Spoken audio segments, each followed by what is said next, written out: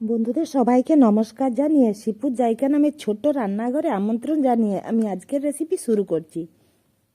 আমার আজকের রেসিপিতে থাকছে মকর সংক্রান্তি স্পেশাল খাসি মাংসের বেরেস্তা করে ঝোল। তো এখানে সকাল সকাল খাসি মাংস এসে গেল। মাংসটা আমি এখানে 800 গ্রাম নিয়েছি। মাংসটাকে একটা পাত্রে ঢেলে নিয়ে বেছে নেব। বেছে নিয়ে পরিষ্কার করে ধুয়ে আর পরিমাণ মতো লবণ আর হলুদ দিয়ে আর 2 চামচ সরষের তেল দিয়ে ম্যারিনেট করার জন্য রেখে দেব 10 মিনিট। তারপর আমি এখানে মশলা বানিয়ে নেব।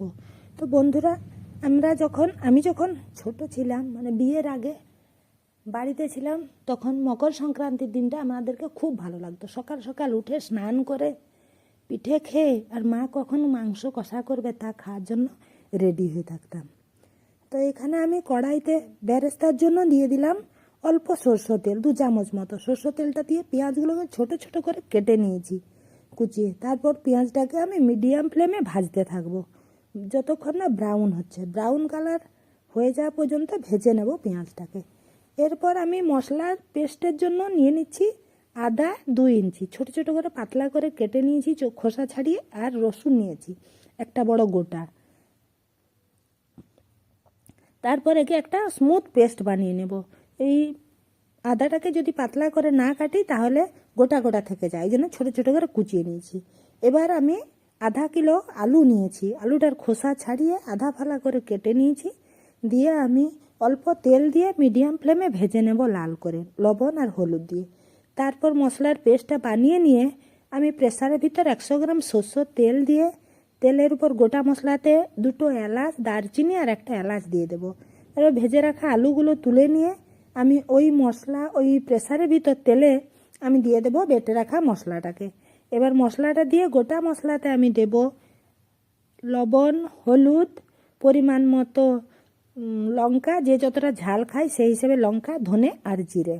তারপর মিডিয়াম ফ্লেমে আমি কষিয়ে নেব। আর এখানে পেঁয়াজটাকে বেরেস্তা করে আমি গ্রাইন্ড করে নিয়েছিলাম। তো এবার ওই মশলাটা পেঁয়াজটাও আমি একসাথে কষিয়ে নেব 10 মিনিট লো ফ্লেমে। এরপর আমি দেখুন মশলাটা তেল ছাড়ছে মানে মশলাটা তৈরি হয়ে গেছে। লো ফ্লেমে না ভাজলে মশলাটা পুড়ে যায়, তাহলে টেস্ট ভালো হবে না। এবার ম্যারিনেট করে রাখা মাংসটা আমি দিয়ে দেবো প্রেসারের ভিতরে। দিয়ে নেড়ে চেড়ে আমি ঢাকা লাগিয়ে 2টো সিটি দিয়ে দেবো। 2টো সিটি হয়ে যাওয়ার পর 5 মিনিট বন্ধ করে রেখে খুলে করে কে কতটা কষা খায় সে ততটা হিসাবের কষা বের করে নিয়ে আমি গরম জল আর আলু ঢেলে দেব মাংসের ভিতরে।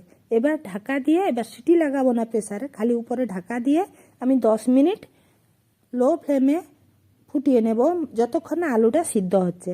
এবার তৈরি হয়ে গেল বেরেস্তাওয়ালা খাসি মাংসের ঝোল। তো বন্ধুদের যদি ভালো লেগে থাকে আমার ভিডিও আর পরিশ্রম, তাহলে আমাকে প্লিজ লাইক সাবস্ক্রাইব করবেন।